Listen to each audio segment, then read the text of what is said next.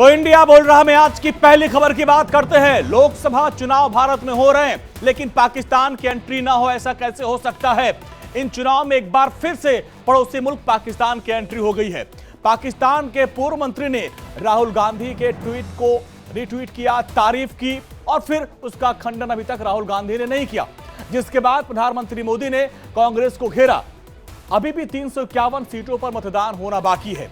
ऐसे में देखना यह होगा कि अब यह सियासी लड़ाई चुनाव के किस घाट पर जाके बैठने वाली है, क्योंकि 2024 के सियासी रण में इसका क्या असर पड़ेगा।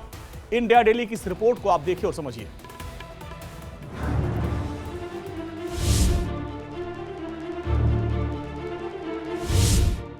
लोकसभा के चुनाव में शहजादे की दस्तक। शहजादे को प्रधानमंत्री बनाने के लिए पाकिस्तान उतावला है।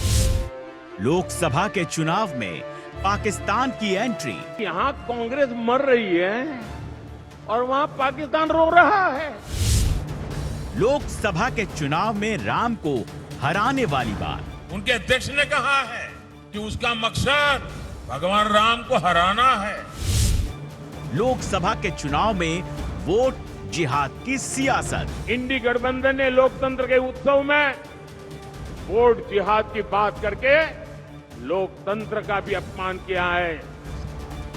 तीसरे चरण के चुनाव में 5 दिन का वक्त बाकी है, लेकिन उससे पहले सियासत काफी गर्म हो गई है, जैसे जेठ की दोपहरी हो। और चुनावी शोर में अब एंट्री ले ली है पाकिस्तान ने। वैसे हिंदुस्तान में हो कुछ भी, पाकिस्तान की नींद और चैन सब हराम जरूर हो जाता है। फिर छाती पीटता पाकिस्तान छटपटाते हुए कुछ ऊट पटांग हरकत जरूर कर बैठता है। ऐसी ही हरकत एक बार फिर पाकिस्तान की तरफ से की गई। चुनाव हिंदुस्तान में है, लेकिन मुद्दा बन गया पाकिस्तान। पाकिस्तान सरकार में पूर्व मंत्री रहे फवाद चौधरी ने एक ट्वीट कर फसाद खड़ा कर दिया। पाकिस्तानी मंत्री के इस ट्वीट के बाद भारतीय सियासत में बड़ा बखेड़ा शुरू हो गया। मुझे नहीं समझ आता इंडिया क्यों, मीडिया तो आपको बड़ा हाईलाइट कर रहा है। मीडिया मुझे पता नहीं इसको क्यों जो है मैं वहाँ सारी हेडलाइंस में हूँ। मुझे नहीं पता था कि मैं इंडियन इलेक्शन को इस तरह से इफेक्ट कर सकता हूँ।